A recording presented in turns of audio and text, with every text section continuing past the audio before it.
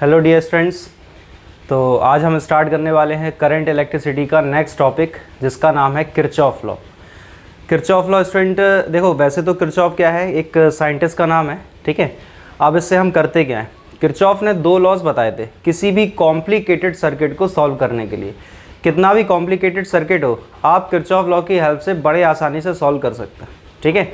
तो चलो जानते हैं किरचॉफ लॉ के बारे में। किरचॉफ लॉ होता क्या है, तो सबसे पहले हेडिंग लिखते हैं Kirchhoff law.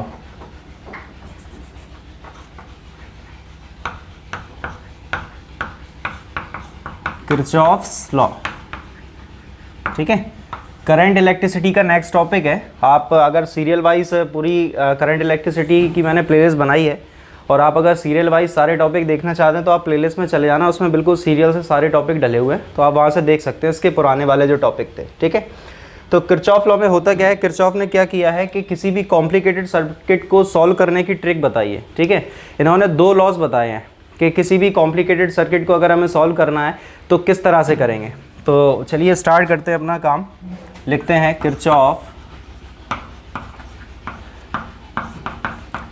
Kirchhoff gave two laws to solve any circuit,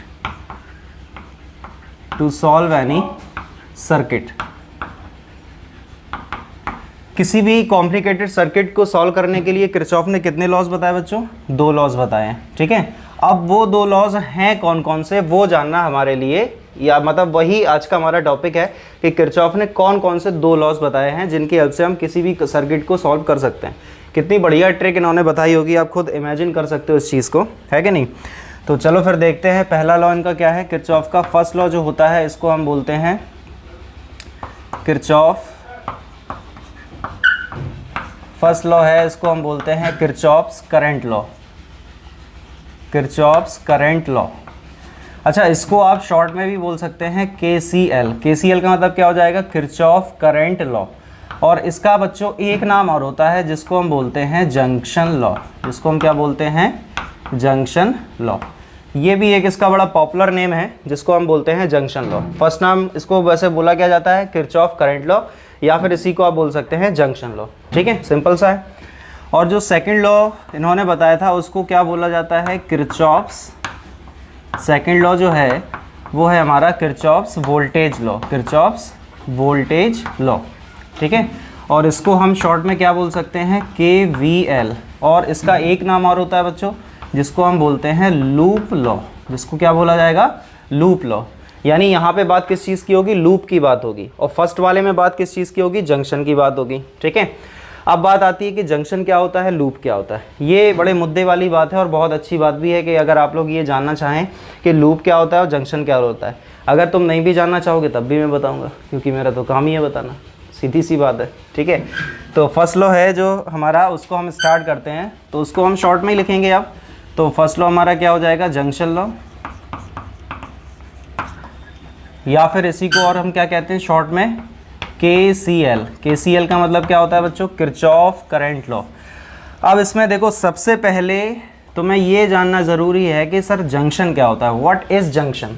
तो सबसे पहले यहाँ पे हम डिफाइन करेंगे किस चीज़ को, जंक्शन को डिफाइन करेंगे, ठीक है। तो चलो आओ देखते हैं जंक्शन क्या होता है। जंक्शन का मतलब क्या है बच्चों, चलो लिख लेते हैं पहले, फिर इसको एक्सप्लेन करते हैं। वेयर 3 और more than 3 वायर मीट्स, जहां पे 3 या 3 से ज़्यादा वायर एक दूसरे से मिलते हैं उसको हम जंक्शन बोलते हैं। अब आपके दिमाग में आ रहा होगा क्या सर, 2 वायर जहां मिले उसको हम जंक्शन नहीं बोलेंगे। नहीं भैया, उसको बिल्कुल भी आप जंक्शन नहीं बोलेंगे, ठीक है। जंक्शन का मतलब क्या होगा, जहां पे 3 या 3 से ज़्यादा वायर एक दूसरे से मिलते हैं, हम सिर्फ उसी पॉइंट को जंक्शन बोलेंगे, अदरवाइज किसी अदर पॉइंट को हम जंक्शन बिल्कुल भी नहीं बोलेंगे। देख लो कैसे, जैसे अगर एक कोई सर्किट मैंने बनाया, जैसे एक कोई ये सिंपल सा सर्किट है, देख लो आप ये कैप्चर तो हो ही रहा होगा इसमें, कैमरे में इतना पोर्शन देखो, कैमरे में तो कैप्चर हो रहा होगा ना, ठीक है, कैमरे में तो कैप्चर हो ही रहा होगा इतना पोर्शन। तो यहाँ पे अगर हम बात करते हैं कि एक ये सेल लगा हुआ है, एक ये सेल लगा है और 3 यहाँ पे रजिस्टर्स लगे हैं। और नेमिंग चलो कर देते हैं ABCDEF, ठीक है। अब आपसे अगर यहाँ पे क्वेश्चन ये पूछा जाए कि यहाँ पे बच्चों जंक्शन कौन सा पॉइंट है, तो आप कौन सा पॉइंट को जंक्शन बोलेंगे बताओ? क्या आप A पॉइंट को जंक्शन बोलेंगे? क्या आप C पॉइंट को जंक्शन बोलेंगे? D को जंक्शन बोलेंगे क्या? या फिर F पॉइंट को आप जंक्शन बोलेंगे? बिल्कुल नहीं बोलेंगे, ठीक है। तो फिर सर यहाँ पे जंक्शन होगा क्या? ऐसे ही बना दिए क्या आपने फालतू में? नहीं, ऐसा नहीं बनाया। जंक्शन तो कोई ना कोई पॉइंट है, इसीलिए तो यहाँ पे बनाया गया है, ठीक है। कैप्चर तो हो रहा ना ये कैमरे में, ओके। तो अब यहाँ पे अगर हम बात करते हैं बच्चों जंक्शन की, तो जंक्शन कौन कौन से पॉइंट होंगे वो देख लेते हैं। जंक्शन, यहाँ पे बच्चों जंक्शन होगा हमारा सिर्फ B, और कौन सा पॉइंट होगा जंक्शन हमारा? सिर्फ E। यानी B और E पॉइंट, 2 पॉइंट ऐसे हैं जिनको हम क्या बोल सकते हैं? जंक्शन। क्योंकि यहाँ पे देखो 3 वायर एक दूसरे से मीट हो रहे हैं। इस पॉइंट पे आप देखेंगे तो 3 वायर एक दूसरे से मीट हो रहे हैं। इस पॉइंट पे भी अगर आप देखेंगे तो 3 वायर एक दूसरे से मीट हो रहे हैं, ठीक है। कहने का मतलब ये है, मेरा सिंपल सा मतलब ये है कि अगर इस सेल से कोई भी करंट यहाँ से निकलती है, सुनना बात को, अगर इस सेल से कोई भी करंट यहाँ से निकलती है तो ये करंट निकल के यहाँ तक जाएगी और ये पूरी की पूरी करंट सीधी इस ब्रांच में चली जाएगी। अब इस पॉइंट को अगर आपने जंक्शन कहा तो फ़ायदा क्या हुआ उसको जंक्शन कहने से? क्योंकि यहाँ पे ना कोई एक्स्ट्रा करंट उसमें ऐड हुआ है और ना यहाँ पे करंट का कोई डिस्ट्रीब्यूशन हुआ है। तो यहाँ पे अगर आप पॉइंट ए को जंक्शन कहते हैं या पॉइंट सी को आप जंक्शन कहते हैं तो कोई बेनिफिट ही नहीं हो रहा ना जंक्शन कहने का। तो यहाँ पे देखो बी पॉइंट जो है उसको आप जंक्शन बोल सकते हैं। क्यों बोल सकते हैं? क्योंकि बी पॉइंट पे आप देख रहे हो कि 3 ब्रांचेज हैं, ठीक है। यहाँ से करंट आएगी वो इसमें जाएगी, यहाँ से जो करंट आएगी वो इसमें जाएगी, और ये दोनों करंट मिलके नई करंट जो जनरेट करेंगे वो पूरी करंट इसमें जाएगी। यानी हो सकता है कि ये दोनों करंट अलग हो, लेकिन ये वाली जो करंट है वो इनसे डिफरेंट ही होगी डेफिनेटली, क्योंकि ये करंट जो है वो इन दोनों का सम होगा। समझ रहे हो ना बात को? तो यहाँ पे जो करंट है बच्चों वो कौन सी करंट है? एक नई करंट हमें यहाँ पे मिलती है। इसीलिए हम जंक्शन का मतलब क्या करते हैं कि जहाँ पे 3 या 3 से ज़्यादा वायर एक दूसरे से मीट हो। अगर 2 वायर एक दूसरे से मीट हो रहे तो उसको जंक्शन बोलने का कोई मतलब ही नहीं निकलता फिर, ठीक है, क्योंकि करंट जो है उसमें कोई भी चेंजमेंट आ ही नहीं पाएगा, ठीक है। जैसे एक एग्जाम्पल और देख लो। अच्छा, जैसे मान के चलो एक ये वायर है, एक ये वायर है और एक वायर ये है, ठीक है। अगर यहाँ से मान लो आप कि 2 एम्पियर की करंट आ रही, यहाँ से आपने मान लिया कि 3 एम्पियर की करंट आ रही, तो बचाओ इसमें कितनी करंट जाएगी? फिर ऑब्वियस सी बात है कि इसमें कितनी करंट जाएगी? 5 एम्पियर करंट जाएगी, क्योंकि ये वाली करंट और ये वाली करंट दोनों ऐड हो जाएंगी, दोनों ऐड होकर के करंट जाएगी पूरी की पूरी इस ब्रांच में, और वो करंट कितनी होगी हमारी? 5 एम्पियर होगी। तो इस पॉइंट को आप बेझिझक जंक्शन बोल सकते हैं, ठीक है। तो ये वाला पॉइंट हमारा क्या हो जाएगा? ये वाला पॉइंट हो जाएगा हमारा जंक्शन, ठीक है भाई। कोई भी दिक्कत इतनी बात में? ओके। अब अगर आप सोच रहे हो कि सर ऐसा नहीं हो सकता क्या कि अगर एक वायर इस तरह से लगा है, एक वायर इस तरह से लगा हुआ है, यहाँ से अगर 2 एम्पियर की करंट आ रही तो इसमें कितनी जाएगी? यार ऑब्वियस सी बात है ना, 2 एम्पियर की करंट ही जाएगी। क्यों जाएगी? क्योंकि यहाँ पे करंट में इस ब्रांच में या इस पॉइंट पे कोई भी और ब्रांच तो कनेक्ट है नहीं कि ये वाली करंट या इस पर कोई इफेक्ट पड़े। समझ रहे हो ना? तो सीधी सी बात ये है कि यहाँ से जो भी करंट आएगी वो पूरी की पूरी करंट जाएगी इस वाली ब्रांच में। करंट में कोई चेंजमेंट तो हुआ नहीं, तो इस पॉइंट को फिर हम जंक्शन नहीं बोलेंगे। इस पॉइंट को हम क्या कहेंगे? इसको हम जंक्शन नहीं बोलेंगे। ये पॉइंट जंक्शन नहीं होगा हमारा, ठीक है। तो जंक्शन का मतलब क्या होता है? जैसे करंट में अगर कोई ना कोई चेंजमेंट हो जाए, सीधी बात है, आप तो इतना याद रखो कि जहाँ पे 3 या 3 से ज़्यादा वायर एक दूसरे से मिलते हैं उसी पॉइंट को हमें सिर्फ जंक्शन बोलना है, बाकी और से हमें कोई लेना देना है नहीं, ठीक है। तो जंक्शन लॉ समझने से पहले आपको ये जानना ज़रूरी था कि जंक्शन क्या होता है। इतना तो क्लियर हो गया है, ठीक है। अच्छे से इसको देख लो अच्छे से एक बार, फिर आगे बढ़ते हैं। कोई भी दिक्कत हो तो बिल्कुल बता देना, ठीक है। देख लो इसको अच्छे से एक बार। पूरा कैप्चर तो हो ही रहा है बोर्ड अपना, हो रहा है ना? ठीक है, चलो फिर आगे बढ़ते हैं इसमें, ठीक है। हाँ, अब आपके दिमाग में आ रहा होगा सर आज ग्रीन बोर्ड कैसे आ गया। यार देखो, चेंजमेंट ज़रूरी है थोड़ा बहुत, है ना। अब सलमान खान तो है नहीं हम, भाई सलमान खान होते भी अगर तो तुम यार लगातार अगर 1 हफ्ते डेली किसी भी अपने फेवरेट एक्टर की भी मूवी देखते रहोगे ना तो बोर हो जाओगे उसकी शक्ल देखते देखते, होता है ना।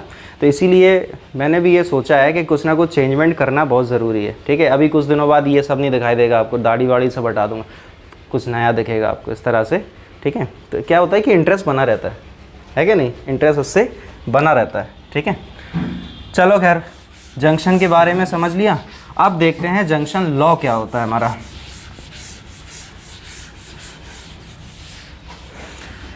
तो बच्चों जंक्शन लॉ का स्टेटमेंट सबसे पहले लिख दें। स्टेटमेंट इसका क्या होता है? The algebraic sum of all the current is 0, ठीक है, at any junction, यानी किसी भी एक जंक्शन पे करंट का सारा एल्जेब्रिक सम कितना होता है? 0 होता है। कैसे? देखो, जैसे अगर हम मान लें कई सारी ब्रांचेस हैं और ये हो गया जंक्शन, ऑब्वियस सी बात है यार, हो जाएगा जंक्शन। इस पॉइंट को हम जंक्शन बोल सकते हैं, बिल्कुल बोल सकते हैं। क्यों? क्योंकि यहाँ पे 3 या 3 से ज़्यादा वायर एक दूसरे से मीट हो रहे हैं, तो इसको हम जंक्शन बोल सकते हैं। अब इस पॉइंट पे क्या होगा? इस पॉइंट पे कुछ करंट आएंगी भी और इससे कुछ करंट जाएंगी भी, समझ रहे हो ना? इस पॉइंट पे कुछ करंट आएंगी भी और कुछ करंट यहाँ से निकलेंगी भी। चलो देखते हैं। तो मान लेते हैं इसमें एक ये करंट है I1, ये इसमें एंटर हो रही। एक ये करंट I2 है, ये भी इसमें मान लिया एंटर हो रही। मान के चल रहे एक ये करंट I3 है, ये बाहर की तरफ निकल गई, ठीक है। एक ये करंट I4 है, ये भी बाहर की तरफ ही निकल गई। और एक ये करंट और मान लेते हैं I5, ये करंट अंदर की तरफ आ रही, ठीक है। तो आपको करना क्या है? जंक्शन की तरफ जाने वाली सारी करंट का एडिशन इक्वल टू जंक्शन से बाहर निकलने वाली सारी करंट का एडिशन। आपको सिर्फ इतना सा काम करना है, ठीक है। कहने का मतलब क्या है? Summation I input is equal to summation I output. इतना सा काम आपको करना है। आने वाली सारी करंट का एडिशन इक्वल करना है आपको जाने वाली सारी करंट का एडिशन। यही किरचॉफ का फर्स्ट लॉ है, जिसको हम बोलते हैं जंक्शन लॉ। सर एक बार करके बताओ। अरे बिल्कुल करके बताएंगे यार, ठीक है। तुम तो आलसी, करना तो हमें ही पड़ेगा, ऑब्वियस सी बात है। तो आने वाली करंट बच्चों कौन कौन सी है? देखो डायग्राम में गौर से। एक तो ये करंट देखो चली आ रही I1, तो पहला हमारी करंट कौन सी हो गई है? I1। दूसरी हमारे पास जो करंट है वो कौन सी हो गई है? I2, ठीक है। तीसरी हमारे पास आने वाली करंट कौन सी हो गई है? एक तो I5 होगी, समझ रहे हो ना बात को? तो ये एक नेक्स्ट करंट हो गई हमारे पास I5। तो इतनी करंट इस जंक्शन की तरफ जा रही है, यानी इनपुट की तरफ मान लिया अपन ने, ठीक है। अब बाहर जो निकलने वाली करंट है, जिसको हम आउटपुट की तरह मान लेंगे, तो वो कौन कौन सी करंट है बाहर निकलने वाली? एक तो I3 है और एक कौन सी करंट है? I4 है। तो हो जाएगा I3 प्लस I4, ठीक है। सर यहाँ पे एल्जेब्रिक सम सारी करंट का 0 कहाँ है? या तो सर कहीं 0 ही नहीं दिखाई दे रहा। अरे यार थोड़ा सब्र रखो, इसको अंदर लेके आओ। LHS मैथमेटिक्स के स्टूडेंट हो, इतना तो आना चाहिए, सीधी सी बात है। तो जब इसको आप अंदर लेके आएंगे तो क्या सिचुएशन होगी? I1 प्लस I2 माइनस का होगा, ये I3 ये माइनस का हो जाएगा, I4 ये तो प्लस का ही रहेगा as it is, I5 is equal to 0। वाह सर, हो गया सर 0, हो गया कि नहीं हो गया? तो इसको हम क्यों बोल रहे हैं एल्जेब्रिक सम? क्योंकि कोई करंट प्लस की भी है, कोई करंट माइनस की भी है, इसीलिए ये सारा एल्जेब्रिक सम कितना हो गया करंट का? 0 हो गया। कहने का मतलब है summation I is equal to 0। और ये I किस पॉइंट पे अपन बात कर रहे हैं? अपन इसकी बात कर रहे हैं सिर्फ जंक्शन पे। अपन इसकी बात कहाँ कर रहे हैं बच्चों? सिर्फ जंक्शन पे इसकी बात हो रही है, ठीक है। तो आप इसको देख लो जरा अच्छे से, कोई दिक्कत हो तो बताओ, ठीक है। सब सही चल रहा है, कोई दिक्कत तो नहीं है? पूरा बोर्ड कैप्चर हो रहा कि नहीं? अच्छे से आ रहा है? ओके, ठीक है। तो ये बच्चों होता है हमारा फर्स्ट लॉ। फर्स्ट लॉ का मतलब क्या हो गया? ये हो गया हमारा जंक्शन लॉ, ठीक है। कितना सिंपल है बताओ। हमें सिर्फ इसमें करना क्या है? जंक्शन लॉ में हमें सिर्फ करना है सारी करंट का एल्जेब्रिक सम इक्वल टू 0। समझ गए ना बात को आप? सारी करंट का एल्जेब्रिक सम इक्वल टू हमें कितना करना है बच्चों?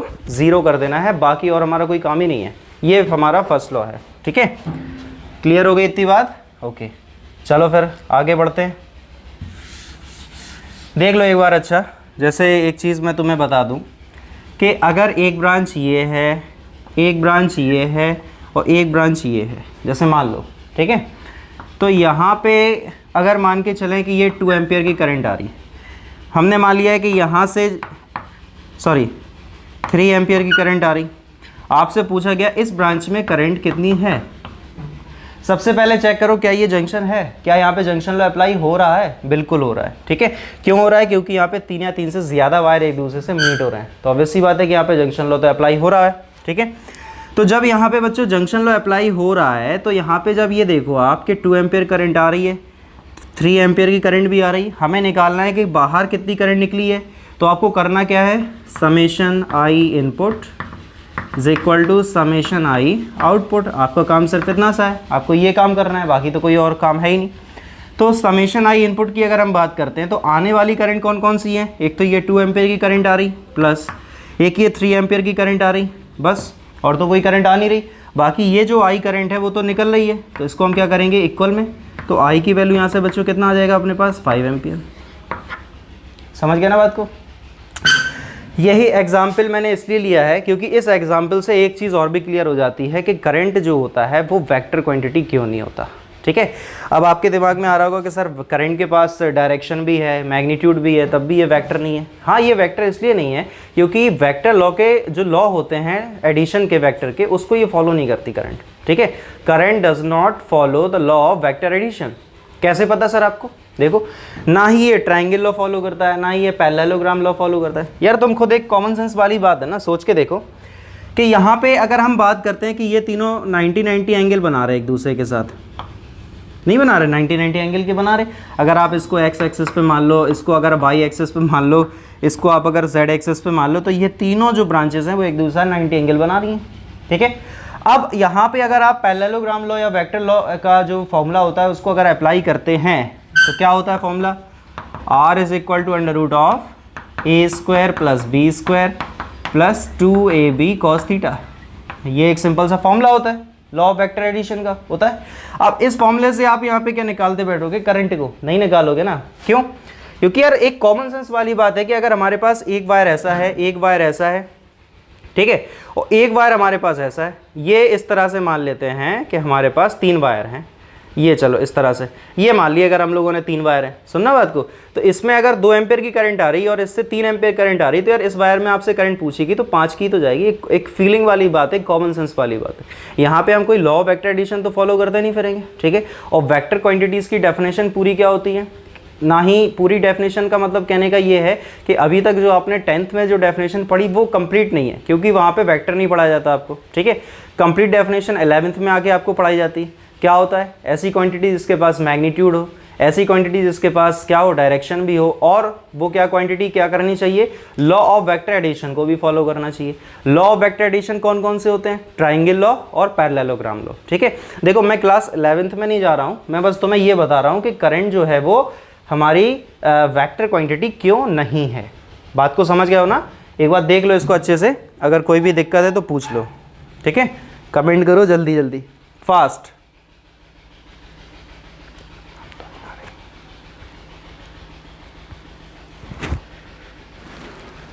कोई दिक्कत हो तो बताओ, नोट हो गया भाई सबका, ठीक है, कोई भी दिक्कत हो तो बताओ। तो ये हो गया हमारा फर्स्ट लॉ। फर्स्ट लॉ का मतलब कौन सा लॉ हो गया, ये हमारा जंक्शन लॉ हो गया।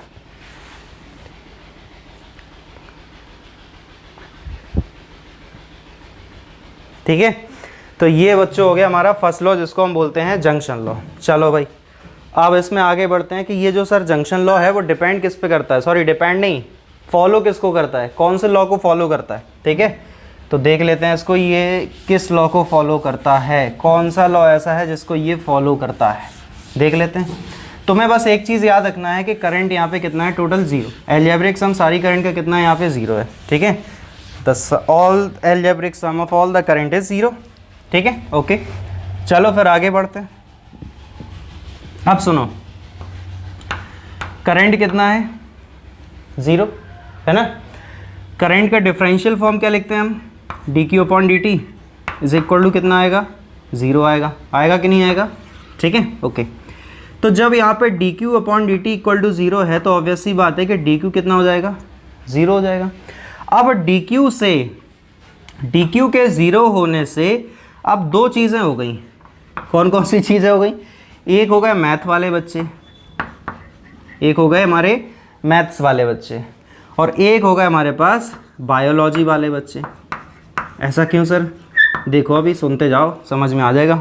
ठीक है, मैथ वाले बच्चों के लिए अगर बोला जाए कि किसी भी चीज़ का डिफरेंशिएशन 0 है, मैथ वाले बच्चे इसको क्या बोलेंगे, differentiation of q is equal to 0। तो इसका मतलब q कैसा है, कांस्टेंट है। मैथ वाले बच्चे ऐसा बोलेंगे। डिफरेंशिएशन अगर किसी भी क्वांटिटी का 0 होता है तो वो क्वांटिटी कैसी होती है, कांस्टेंट। सॉरी कहाँ कांस्टेंट होता है ना, क्लियर रहता है। ओके, तो यहाँ पे जो मैथ वाले बच्चे हैं वो इस चीज़ को क्या बोलेंगे कि q यहाँ पे कैसा हो जाएगा, कांस्टेंट हो जाएगा ना, ठीक है। बायोलॉजी वाले बच्चे इसी चीज़ को क्या बोलेंगे, वो बोलेंगे कि यहाँ पे चार्ज का जो चेंजमेंट हो रहा है वो वेरी स्मॉल है, ठीक है। डिफरेंशिएशन का मतलब वही तो होता है, very small change with respect to time. तो यहाँ पे जो चार्ज का चेंजमेंट हो रहा है वो वेरी स्मॉल जो चेंजमेंट हो रहा है वो 0 है। यानी किसी भी चीज़ में अगर चेंजमेंट 0 है तो वो चीज़ चेंज हो ही नहीं रही होगी ना, तभी तो उसका चेंजमेंट 0 है। किसी पार्टिकल की इनिशियल वेलोसिटी 5 मीटर पर सेकेंड है, आपने कुछ टाइम बाद देखा उसकी वेलोसिटी 5 मीटर पर सेकंड ही रही, आपसे पूछा गया चेंज इन वेलोसिटी बताओ कितनी होगी भाई, ऑब्वियसली बात है 0 ही होगी, ठीक है। क्यों होगी 0, क्योंकि पहले जो था वही चीज़ बाद में है, तो वो चेंज हुआ ही नहीं है। जब चेंज हुआ नहीं तो उसको हम क्या बोल सकते हैं, कांस्टेंट बोल सकते हैं। तो बायोलॉजी वाले बच्चे इसको इस तरह से कांस्टेंट बोलेंगे, q is equal to constant. तो चाहे बच्चा बायो का हो और चाहे बच्चा मैथ का हो, दोनों ही बच्चे इस चीज़ को क्या बोलेंगे कि यहाँ पे q कांस्टेंट है। सर कॉमर्स और ह्यूमैनिटी बच्चे क्या बोले, वो ये पढ़ेंगे क्यों, कॉमर्स ह्यूमैनिटी बच्चे ये पढ़ेंगे क्यों, पढ़ते तो मैथ्स वाले बच्चे ही हैं ये, ठीक है। बायो वाले मतलब फिजिक्स तो तुम्हारे साइंस स्ट्रीम में है ना, कॉमर्स और ह्यूमैनिटी वाले बच्चे थोड़ी ना ये पढ़ेंगे। तो यहाँ पे फाइनली बच्चों में ये पता चल गया कि जो चार्ज है वो कैसा है, कांस्टेंट है। कहने का मतलब क्या है कि जो KCL होता है, या फिर चलो पूरा लिख देते हैं, junction law follows conservation of charge, law of conservation of charge, ठीक है। तो जो हमारा जंक्शन लॉ है वो किस चीज़ को फॉलो करता है, law of conservation of charge को फॉलो करता है। यानी यहाँ पे जो हमारा चार्ज रहेगा वो हमेशा कैसा रहेगा, कांस्टेंट रहेगा, क्योंकि यहाँ पे करंट का एडिशन कितना है, 0 है। Algebraic sum of all the current is 0। तो ये होता है हमारा जंक्शन लॉ, फर्स्ट लॉ, ठीक है। इसको अच्छे से देख लो एक बार, नोट कर लो अगर करना है तो। फिर इसके बाद बढ़ते हैं अपन सेकेंड लॉ पे।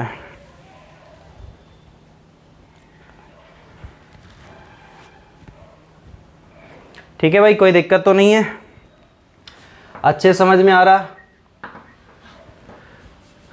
ठीक है, कोई दिक्कत, ओके। चलो फिर बढ़ते हैं आगे अपने नेक्स्ट टॉपिक की तरफ। अपना नेक्स्ट टॉपिक कौन सा रहेगा, यहाँ पे कौन सा है, सेकंड लॉ। सेकंड लॉ कौन सा है, किरचॉफ का वोल्टेज लॉ, यानी KVL, या फिर जिसको हम बोलते हैं लूप लॉ। चलो तो इसको हटा दिया जाए फिर, ओके, इसको साफ किया जाए।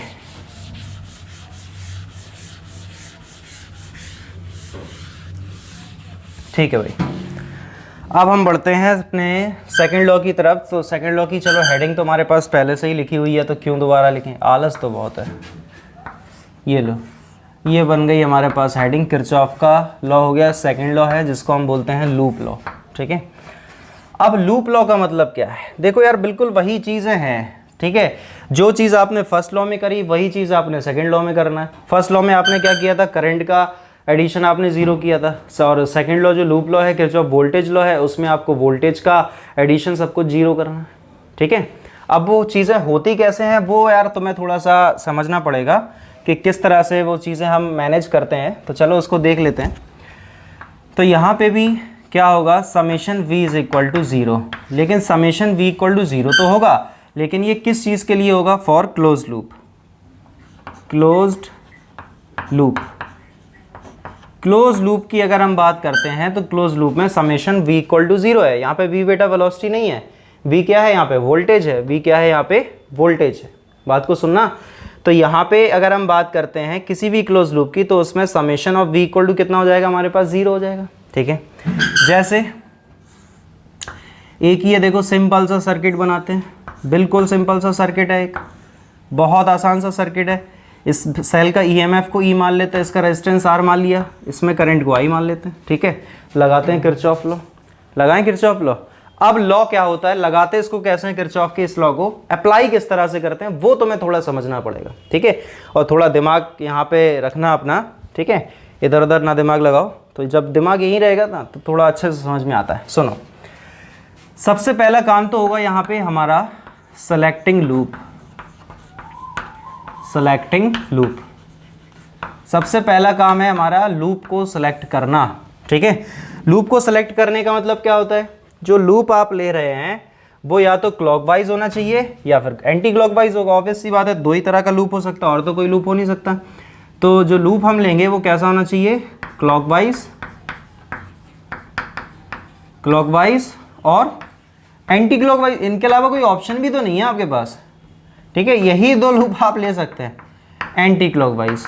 ठीक है, देखो मेरा मतलब ये था कहने का कि जैसे यहाँ पे तो एक ही लूप बनेगा, कोई अगर थोड़ा सा और कॉम्प्लिकेटेड सर्किट आ जाएगा जिसमें अभी बताऊंगा, ठीक है, जिसमें अगर दो या दो से ज़्यादा लूप बनते हैं तो आप उसमें कोई भी लूप को क्लॉकवाइज ले सकते हैं, किसी भी लूप को आप एंटी क्लॉकवाइज ले सकते हैं। आपकी इच्छा है तो दोनों को आप क्लॉकवाइज ले लो, आपकी इच्छा है आप दोनों को एंटी क्लॉकवाइज ले लो। ठीक है, आपकी इच्छा है तो आप एक को क्लॉकवाइज ले लो, दूसरे को एंटी क्लॉकवाइज ले लो, कोई फर्क नहीं पड़ता उससे। ठीक है, सिर्फ हमारा काम है इक्वेशंस को बनाना और उनको मैथमेटिकल तरीके से सॉल्व करना, इसके अलावा तो कोई दिक्कत की बात है ही नहीं। ठीक है, तो पहला काम बच्चों हमारा क्या हो गया, लूप को सेलेक्ट करना। तो लूप हम किस तरह से ले लेंगे, या तो आप क्लॉकवाइज लूप लेंगे, ऑब्वियस सी बात है, या फिर आप एंटी क्लॉकवाइज लूप लेंगे। ठीक है, अगर सर्किट में दो या दो से ज्यादा लूप बन रहे तो आप कोई भी लूप क्या ले सकते हो, क्लॉकवाइज ले सकते हो, और कोई भी लूप को आप एंटी क्लॉकवाइज ले सकते हो। चलो इसको भी लिख देते हैं। ठीक है, if there are two or more than, if there are two or more than two loops in the circuit, you may choose any loop as clockwise और एंटी क्लॉकवाइज। आप कोई भी लूप को क्लॉकवाइज ले लो, आप कोई भी लूप को एंटी क्लॉकवाइज ले लो, उससे कोई फर्क नहीं पड़ेगा। ठीक है, देख लो भाई, कोई दिक्कत हो तो इतनी बात में बताओ, इसको नोट कर लो जल्दी से फटाक से, कोई दिक्कत हो तो बताओ। सिंपल है ना, बिल्कुल ज़्यादा सिंपल है। ठीक है, अभी तक तो सिंपल लग ही रहा होगा, आगे भी सिंपल ही है, कोई घबराने वाली बात नहीं, आगे भी बहुत सिंपल है, अभी भी सिंपल है, आगे भी सिंपल है, कोई टेंशन वाली बात नहीं, बिल्कुल ना घबराएं आप। ठीक है, चलो आगे बढ़ते हैं। तो ये हो गया हमारा पहला काम। पहला काम जो है वो काफ़ी इंपॉर्टेंट काम भी है, कौन सा है, सेलेक्टिंग लूप। सबसे पहला काम क्या होगा बच्चों हमारा, कि हमें लूप को सेलेक्ट करना है। और लूप आपको पता चल गया किस तरह से हम सेलेक्ट करेंगे, या तो लूप को आप क्लॉकवाइज लेंगे या फिर लूप को आप एंटी क्लॉकवाइज लेंगे। ठीक है, अब बात आती है सेकेंड चीज़ की। सेकेंड चीज़ क्या है भाई, चलो देखो सेकेंड चीज़ क्या है। अब बात आती है वोल्टेज गेन, ठीक है, और वोल्टेज ड्रॉप। वोल्टेज गेन और वोल्टेज ड्रॉप। अब ये चीज़ क्या है भाई, गेन और ड्रॉप, वोल्टेज गेन और वोल्टेज ड्रॉप। वोल्टेज का गेन कब होगा, जब हम लोअर पोटेंशियल से हायर पोटेंशियल की तरफ जाएंगे। जब किसी चीज़ में इंक्रीजमेंट होता है तभी तो गेन होता है, जब किसी चीज़ का डिक्रीजमेंट होता है तभी वो ड्रॉप होता है।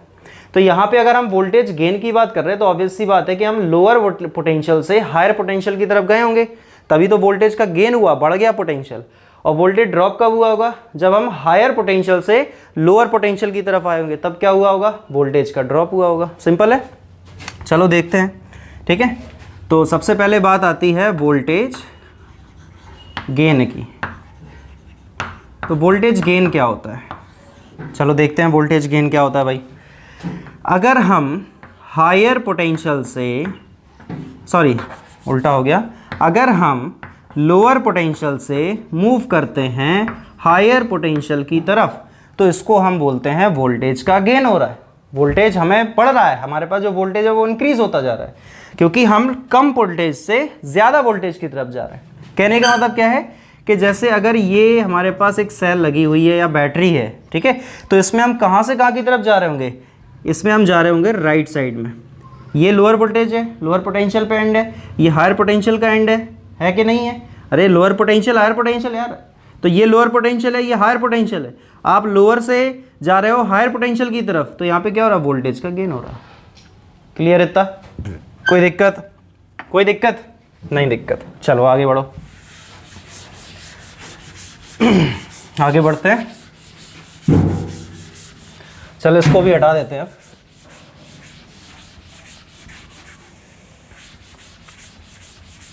ठीक है भाई, इतना क्लियर हो गया? ओके, अब बात करते हैं हम वोल्टेज ड्रॉप की। तो इसमें हमारा जो सेकंड चीज क्या है? Voltage drop.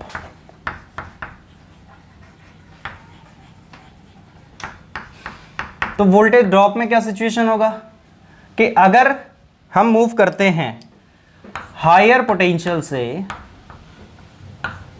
लोअर पोटेंशियल की तरफ, तो इसको हम क्या बोल देंगे? वोल्टेज का ड्रॉप हो रहा है, वोल्टेज कम होता जा रहा है। ठीक है, कैसे? कैसे सर? कैसे? ऐसे, जैसे ये एक कोई सेल लगा दी, ये एक कोई सेल है। ठीक है, अच्छा तुम्हें इतना पता है कि ये जो बड़ी वाली होती है ना स्ट्रिप, डंडी, इसको हम बोलते हैं, ये हायर पोटेंशियल होता है, पॉजिटिव पोटेंशियल होता है, positive terminal of the battery of the cell. ठीक है, और ये जो छोटा वाला एंड है उसको हम बोलते हैं negative terminal of the battery और द सेल। ओके, तो यहाँ पे अगर हम मूव करते हैं कहाँ से कहाँ की तरफ? हायर पोटेंशियल से लोअर पोटेंशियल की तरफ। ये हायर पोटेंशियल है, पॉजिटिव है, ये लोअर पोटेंशियल है, नेगेटिव है। तो जब आप हायर से लोअर में जाएंगे तो यहाँ पे क्या हो रहा है? हमारा वोल्टेज का ड्रॉप हो रहा है। ठीक है, यानी अगर हम इसमें बात करें तो यहाँ पे जो डेल्टा V होगा वो किसके इक्वल हो जाएगा? प्लस E के। अगर इसका EMF E है इस सेल का, समझ रहे हो बात को? और अगर यहाँ पे इसका EMF E है तो यहाँ पे डेल्टा V जो होगा वो कैसा हो जाएगा बच्चों? माइनस का E हो जाएगा। यार बताओ कितना सिंपल है, देख लो। कोई दिक्कत हो तो इतनी बात में? है कोई दिक्कत इतनी बात में? नहीं है ना? कितना सिंपल टॉपिक है, बताओ। है आसान तरीका, समझ में आना चाहिए बस। बताओ, नोट हो गया इतना?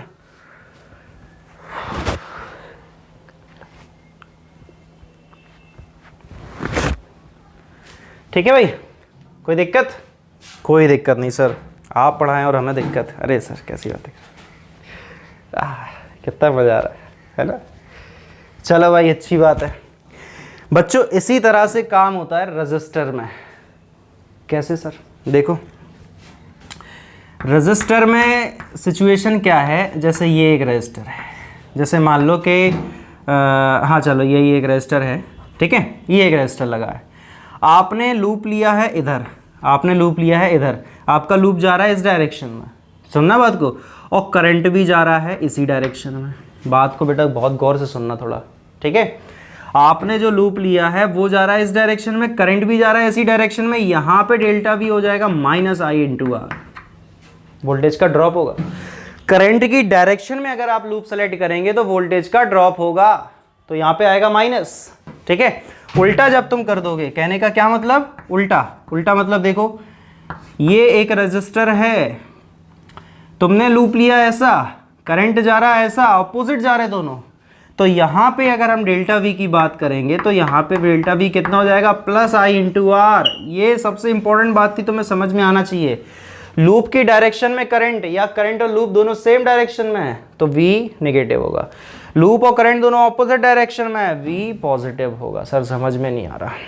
बस बेटा एक क्वेश्चन देख लो, समझ में आ जाएगा बस फटाक से। देखो क्वेश्चन,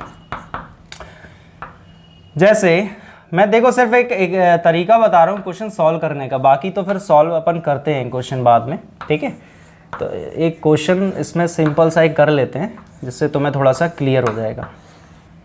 एक यहाँ पर रजिस्टर लगा दे यार, लगा दो सर। चलो देखो, ये एक सेल है जिसका EMF E1 है, एक ये सेल है जिसका EMF E2 है। ये रजिस्टर R2 मान ले रहे हैं, ये R1 मान लेते हैं, और इसको हम मान लेते हैं R3। आपसे पूछा गया हर एक ब्रांच में करंट फाइंड करो, find the current in each branch in the given circuit. करो भाई। सबसे पहले तो बताओ जंक्शन कहाँ है? बताओ भाई जंक्शन। चलो पॉइंट लिख दें, फिर तुम बताना जंक्शन कौन सा है। A B C D E F। बताओ भाई जंक्शन कहाँ है? वही सर जंक्शन है आपके फेवरेट पॉइंट, कौन कौन से? B और E। तो यहाँ पे जंक्शन बच्चों कौन से बनेंगे?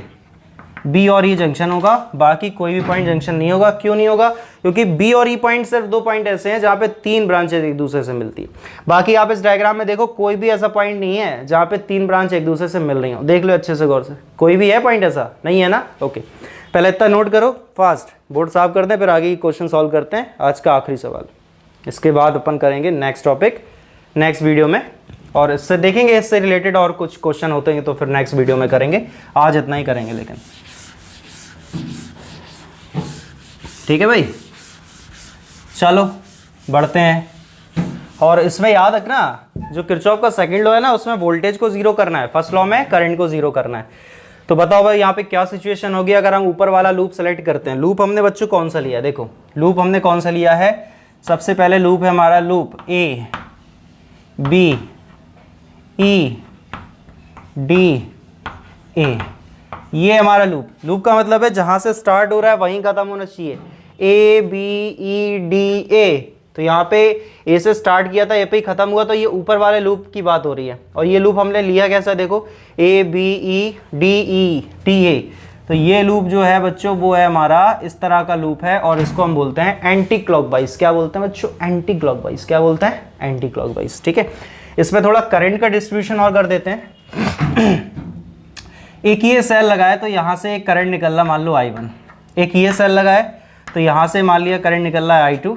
ये दोनों करंट जाएंगी इस ब्रांच में मिलके, तो कितनी टोटल करंट हो जाएगी? I1 प्लस I2, तो ये टोटल करंट हो जाएगा। ये करंट जाएगा इसमें, अब यहाँ पे ये फिर से बटेगा, तो ये बटेगा तो सब में बटेगा, फिर तो कटेगा। तो I1 I2 अपने अपने घर वापसी। I1 I2 जो निकले थे, यहाँ से I1 निकला तो I1 ही तो जा रहा अपने घर, यहाँ से I2 निकला तो I2 ही तो जा रहा अपने घर वापस तो लौट के। जा रहा कि नहीं जा रहा? ओके, तो जो ऊपर वाला हमारा लूप है वो है एंटी क्लॉकवाइज। हमें करना क्या है बच्चों? सिर्फ delta V is equal to हमें जीरो करना है। चलो करते हैं जीरो डेल्टा V को।